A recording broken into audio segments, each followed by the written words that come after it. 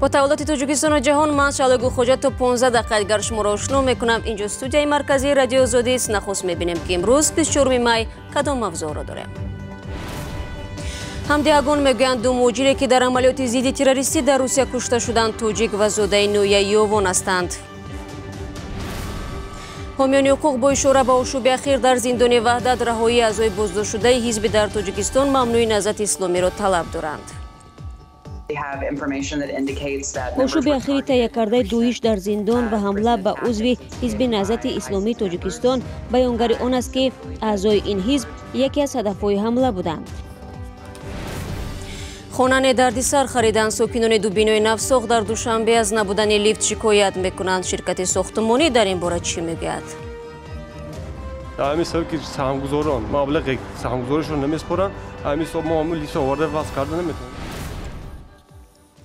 кумитаи миллии зидди террори русия аз анҷоми як амалиёти вижаи хабар медиҳад ки дар пайи он 2 нафар кушта шуданд. ин ниҳод мегӯяд онҳо мехостанд дар макони таҷаммӯи мардуми зиёд ҳамлаи террористӣ анҷом диҳанд. шахсияти кушташудаҳо ба таври муқаддамотӣ муайян гардидааст.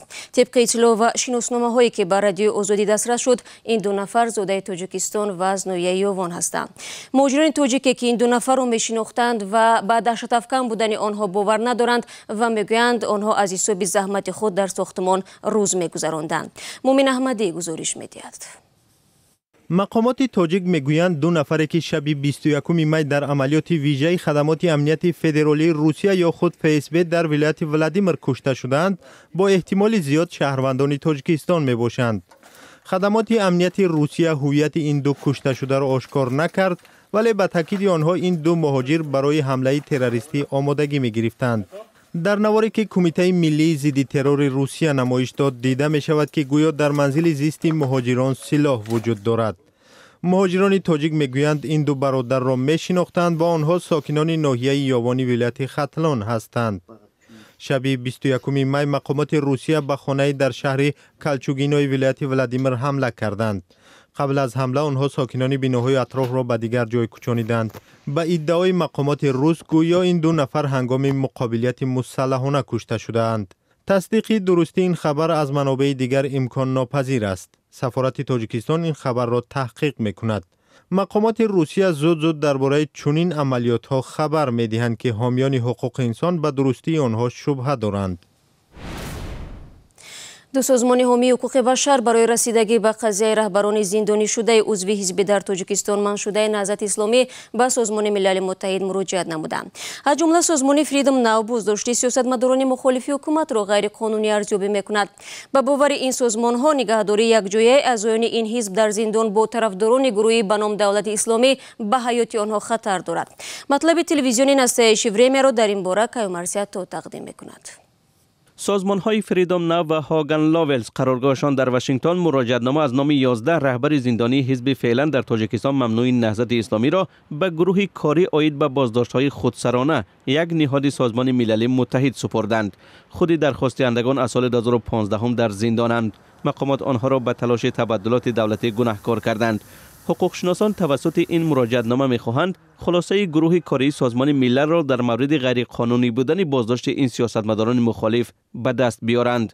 در این مراجعتنامه از جمله تاکید شده است که ماه سپتامبر سال 2015 مقامات تاجیکستان بیش از 12 رهبر حزب حالا در کشور ممنوی نهضت اسلامی را دستگیر نموده آنها را به تلاش ناکام تبدلات دولتی متهم نمودند. این هم در حالی است که به قول سازمان‌های بین‌المللی حقوق بشر مقامات هیچ یک دلیل ثابت کننده را پیشنهاد نکردند.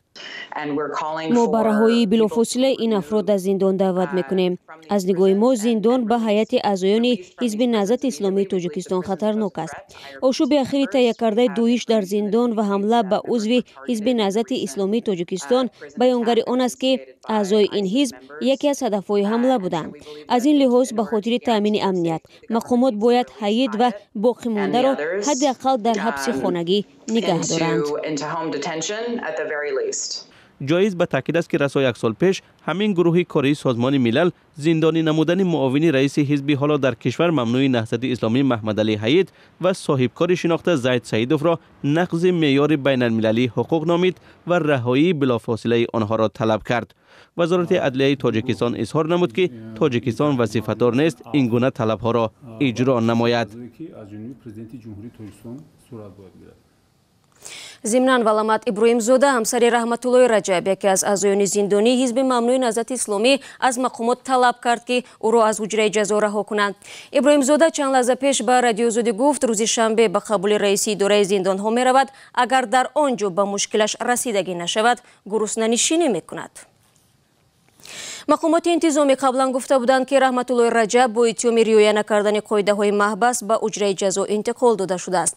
ابراهیمزاده میگوید شوهرش چند پیش سکته مغزی را پشت سر کرد و وضع سلامتیش خوب نیست. 25 می در جهان همچون روزی کودکانی گمشده یاد می شود. سالهای اخیر در تاجیکستان این مسئله هرچی بیشتر رو می زند. نشر پیوسته اعلان در شبکه‌های اجتماعی و خیابان‌ها که از گمشدن کودکان درک می‌دهند باعث به نگرانی و هراس برخی از پدر و مادران هم شده است. سبب‌های گمشدن کودکان را اکثریت در بی‌توجهی والدان می‌دانند که بعداً سالیان دراز در جستجوی فرزند گوشه‌های تاجیکستان را طی می‌کنند. زرانگیز نوروشو و برای یوسفی در این باره گزارش دارند. گلستان 70 و ساکن 44 ساله شهر دوشنبه تقریباً 2 سال اخیر عمرش را در جستجوی پسری آن زمان 14 ساله اش صرف کرده است. گلستان 3 فرزند، 2 پسر و 1 دخترش را تنها بزرگ می‌کند. پسر خردی‌اش آرزوی 14 ساله در یک صبح بر وقت ماه اوگوست سال 2017 برای چند دقیقه از خانه بیرون شد و تا حال بینشان است. بعد 5 منت میشیره پختم در درس ماندم. برآمدم بچه‌م نیسته. بچه‌م کوفتم نیفتم. گفتم که بچه‌م کجا رفته؟ اینقدر کوفتم نیفتم شب. گفتم که خیلی میله. کوز میبیایم. تا ساعت 12 ایستادم نآمد.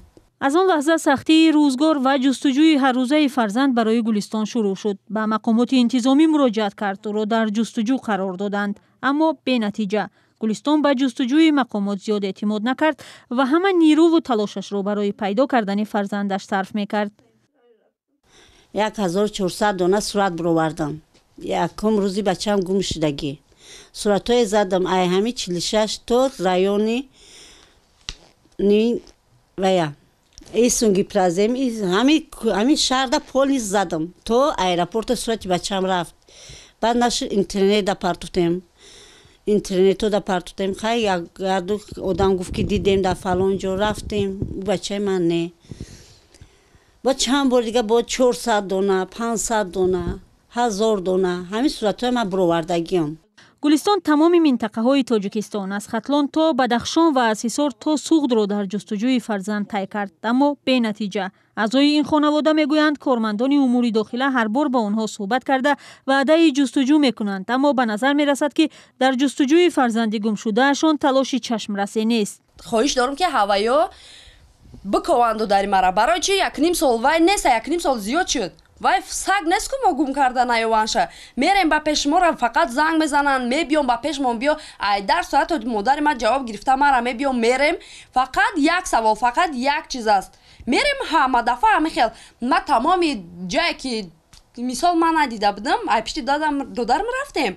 یگان خبرش نیست، فقط ما همین زبان خط میگیرن تمام. مثل این خانواده در تاجیکستان ده ها خانواده هایی است که سالهای طولانی در جستجوی فرزند و نزدیکان گم شده اشان هستند. اما پرسر و صداترینش قضیه ناپدید شدن ملیکه و سبینه خردسال است که هنوز هم در خاطره های اکثریت هستند.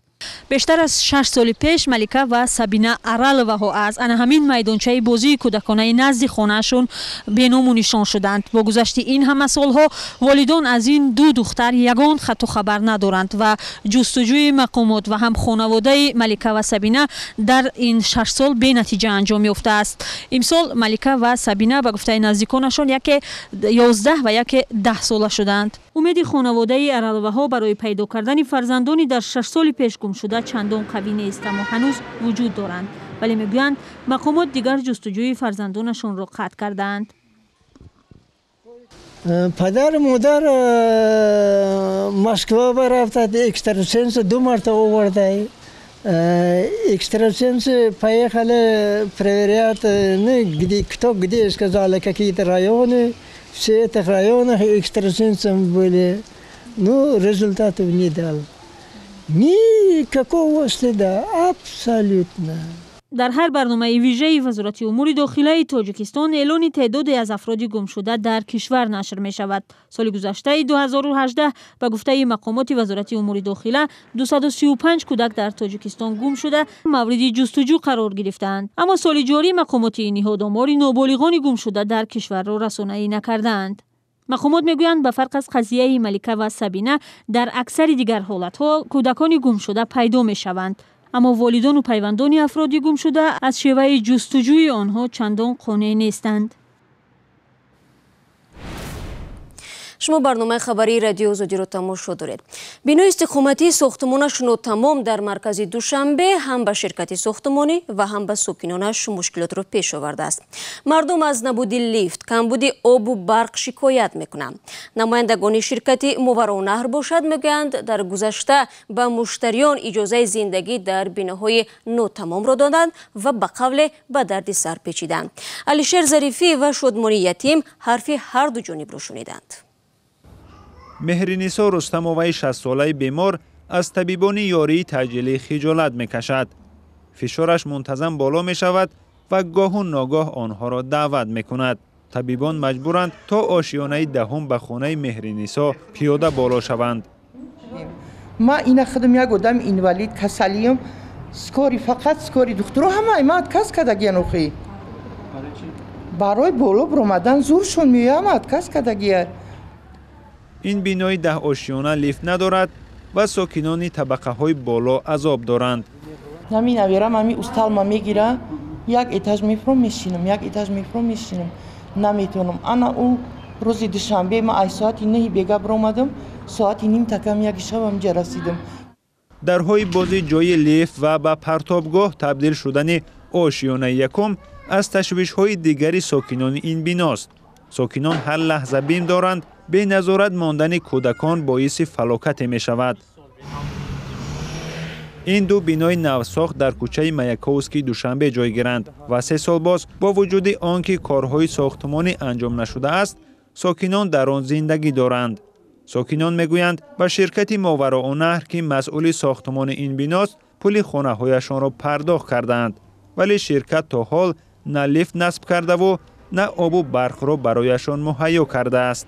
муроҷиат карда будем, хай чанд бор пеши раиси домам рафтем, гап задем, ку ваъда мекунад ҳар сол ана тоқат кунед январ мешад, тоқат кунед тобистонда мешад, анам хеле карда то ҳозира ваъда карди шуда.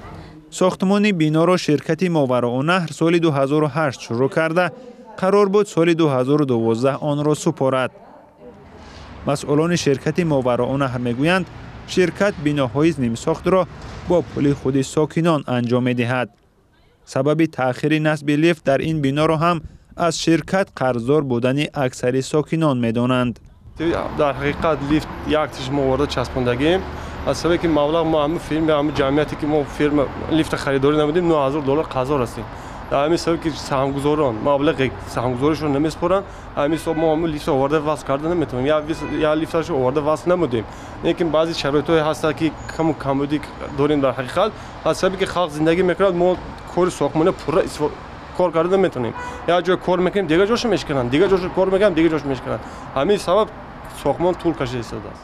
масъулони ширкат мегӯянд 2 маротиба мақомот онҳоро барои зиндагӣ кардани сокинон дар бинои насупорда ҷарима ҳам кардаанд. надоштани лифт ё кор накардани он танҳо мушкили сокинони ин биноҳо нест. як мушоҳидаи мо ҳам нишон дод, сокинони чанд бинои навсохту ҳатто сохти овони шӯравӣ ҳам лифт надоранд.